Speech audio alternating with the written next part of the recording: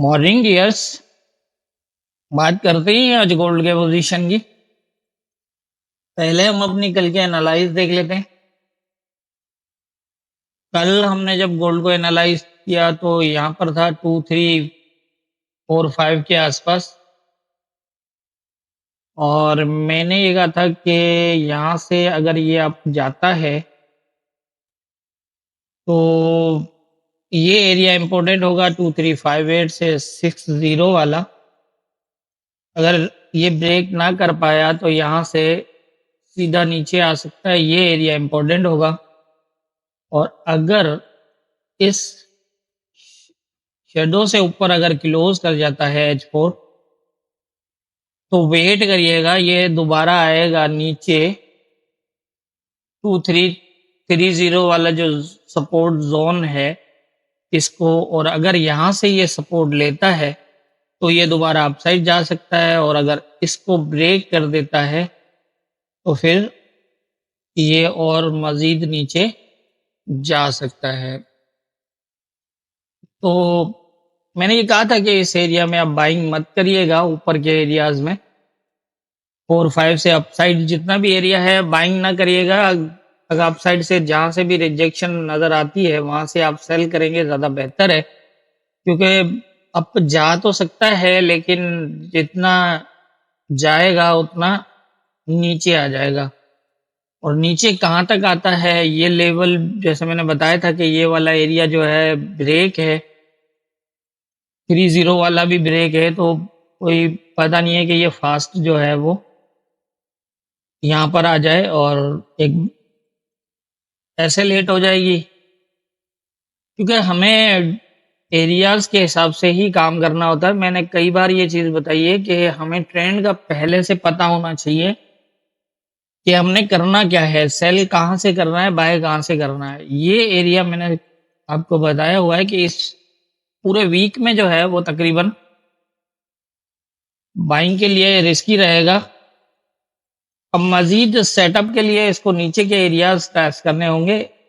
जहाँ तक मेरा ख्याल है कि ये एरिया 2300 वाला जो एरिया है ये इसको एक बुलिशनेस दे सकता है नेक्स्ट, जिससे एक अच्छी जो है वो दोबारा बाइंग हो सकती है, और अगर ये ब्रेक करता है तो फिर नीचे भी जा सकता है।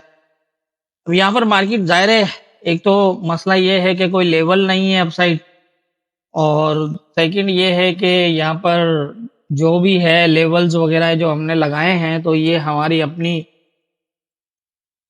जो नॉलेज है उसके बेस पे लगे हुए हैं। कोई कंफर्म तो नहीं है कि ये एरियाज प्रॉपर रिजेक्शन एक रेजिस्टेंट होंगे या नहीं होंगे। सपोर्ट का तो अब जाहिर है पता चल रहा है, क्योंकि मार्केट जहाँ जहाँ पर एरियाज बना रही है तो उससे हम सपोर्ट तो ले सकते हैं, लेकिन रेजिस्टेंट लेना मसला है, क्योंकि ऑल टाइम हाई एरियाज में जहाँ पर कोई मार्केट की अब पहले से मूवमेंट नहीं है तो वहाँ पर जो है हमने रेजिस्टेंट एरिया लेना मुश्किल है। लेकिन जो भी है कोशिश कर रहे हैं, जितना समझ है उसके हिसाब से अभी तक तो बेहतर ही जा रहे हैं लेवल्स। बाकी देख लेते हैं आगे क्या होता है। तो अब ये इस एरिया को इसने अपसाइड ब्रेक किया है, क्लोज भी तक करा है इसने 2354 से ऊपर H4 का, और उसके बाद ये फास्ट नीचे आया है 2338 तक नीचे। और अब देख लेते हैं। मेरे ख्याल से इस एरिया को टेस्ट करना चाहिए था 2330 वाले को, लेकिन इसने 38 तक नीचे आया और फिर दोबारा बुलिश हो गया है। तो अब देखते हैं क्या सेटअप बनता है नेक्स्ट, आज के क्या इंपॉर्टेंट एरियाज होंगे। आज के इम्पोर्टेंट एरियाज के हवाले से अगर हम बात करें तो आज का अब मसला वही आ रहा है कि ऊपर के एरियाज मैंने इस यहाँ पर थोड़ा जो है ना वो एरिया ऐड किए हैं दो, एक 2369 और 82 वाला है, बाकी ये तो 2402 वाला तो पहले भी था। यहाँ पर मैंने ये जो है वो ऐड किया है। अब यहाँ पर सिचुएशन देखना ये है कि ना तो इसने ये एरिया टेस्ट किया है, और इस एरिया को ये एक माइनर लेवल बनता है, इसको भी इसने ब्रेक किया हुआ है नीचे। और ऊपर जो है वो कोई प्रॉपर लेवल नहीं है, तो यहाँ पर अब ये है कि ये प्रीवियस हाई है, अगर इसका ये हाई ब्रेक क्लोज ना हुआ, ये वाला यहाँ से ये जो अगर ब्रेक क्लोज ना हुआ तो फिर हो सकता है यहाँ पर ये अगर इक्वली रहा, मतलब यहाँ पर अगर क्लोज इससे हाई ना हो तो फिर यहाँ से काफ़ी अच्छे चांसेस हो जाएंगे यहाँ तक के, और यहाँ से मज़ीद नीचे भी जा सकता है, यहाँ से अब भी जा सकता है इस तरह। और अगर इस एरिया को ब्रेक करता है दोबारा, अगर 60 के ऊपर अगर H4 क्लोज कर जाता है तो फिर दोबारा जो है इसके अंदर बाइंग हो सकती है। जो फर्स्ट एरिया ये है और उसके बाद सेकंड ये है। आज न्यूज़ भी है और कोई बड़ी मूव लग भी सकती है। अब इसको देखना ये है कि नीचे के एरियाज भी ब्रेक किए हुए हैं और ऊपर के भी ब्रेक किए हुए हैं, तो फिलहाल इसको मैं यही कहूँगा कि ये अगर यहाँ तक जाता है और ये अगर इसको ब्रेक ना कर पाया तो फिर यहाँ से दोबारा इसके नीचे के चांसेस होंगे। और ये एरिया H1 में ब्रेक क्लोज हुआ, H1 में भी अगर 40 के नीचे क्लोज लगा H1 का तो फिर ये यहाँ तक आ जाएगा इस तरह। और इसके नीचे भी अगर H1 भी अगर इसके नीचे क्लोज करता है 27 के नीचे तो फिर मजीद नीचे भी जा सकता है। इस तरह की कहानी हो सकती है नीचे।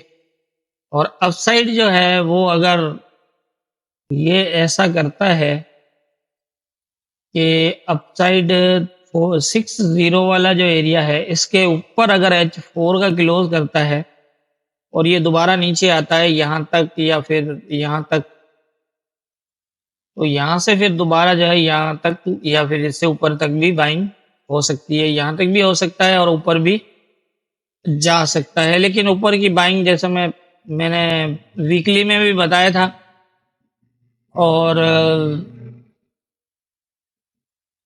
वैसे भी इस वीक के लिए जो है वो मेरे ख्याल में ऊपर के एरियाज में बाइंग रिस्की रहेगी। बाकी हाँ, अगर कंफर्मेशन है एसएल के साथ आप बाइंग कर सकते हैं, क्योंकि ट्रेंड तो अभी भी बाई का चल रहा है। मैंने जैसे बताया कि बाई का ट्रेंड तो रिवर्सल तो नहीं हुआ, कह सकते हैं हम बड़े टाइम फ्रेम में। हाँ, ये है कि बड़े टाइम फ्रेम में करेक्शन के चांसेस हैं यहाँ से, तो यहाँ पर बड़े टाइम फ्रेम की करेक्शन है तो बड़ी ही होगी, तो इसलिए एहतियात करिएगा इस एरिया में, स्पेशली जो है वो बाइंग का। तकरीबन ये जो एरिया है ये तकरीबन बाइंग के लिए रिस्की रहेगा। कहीं से भी जो है फास्ट, जैसे कल इसने वहां से ऊपर से जो है 65 के आसपास से जो फास्ट नीचे की तरफ मूव हुआ है, तो इसी तरह से ये कहीं से भी जो है फास्ट नीचे भी आ सकता है। बाकी ये है कि नीचे के एरिया सपोर्ट हैं ये 2330 वाला है, और माइनर लेवल 43 वाला जो है ये भी एज ए सपोर्ट रह सकता है। लेकिन अगर प्रॉपर सपोर्ट देखें तो प्रॉपर ये बनती है 2304। मतलब उसका रीज़न ये है कि यहाँ पर हमें ये भी देखना होता है कि कौन सी सपोर्ट ब्रेक है। ये ब्रेक है, ये भी इसने ब्रेक की है, तो ऐसी कंडीशन में अगर मार्केट यहाँ से फास्ट गिर जाए तो वो उसका ब्रेक यहाँ लगेगा। अगर इसको भी ब्रेक कर देता है तो फिलहाल रुक जाएगा यहाँ पर। उसके बाद नीचे की जो होगी वो फिर भी इस तरह कर सकता है, लेकिन यहाँ तक जो है ये सीधा भी फास्ट आ सकता है इस तरह। तो इसलिए जो है वो सपोर्ट एरिया ध्यान में रखिएगा कि एक वैलिड सपोर्ट जो है वो नीचे है, बाकी ऊपर वाले जो है वो वैलिड नहीं है इतनी। लेकिन मार्केट कभी कभी ऐसा होता है ब्रेक करने के बाद भी सपोर्ट ले लेती है, तो वक्ती तौर पर वो अपना हाई रेट टेस्ट करना हो या फिर एक हाई लगा होता है तो उसके आसपास जाने के लिए, या फिर यूं भी कह सकते हैं कि एक रेजिस्टेंस एरिया टेस्ट नहीं किया इसलिए टेस्ट करने के लिए भी जा सकता है। तो मेरे ख्याल से आज के इम्पोर्टेंट एरियाज यही हैं और पोजीशन भी यही है। बाकी आज न्यूज़ है और लाइव सेशन आज ज़रूर होगा। कल कोई इम्पोर्टेंट पोजीशन नज़र नहीं आ रही थी और सेकंड ये है कि कुछ काम भी थे। कल न्यूज़ भी नहीं थी तो इसलिए लाइव नहीं आ पाया, लेकिन ये है कि आज ज़रूर लाइव आएँगे शाम में यूएस सेशन के बाद और न्यूज़ से पहले। तो मेरे हिसाब से जो मुझे नज़र आ रहा है वो यही है, बाकी होना क्या है ये तो ऊपर वाला बेहतर जानता है, दुआओं में याद रखिएगा।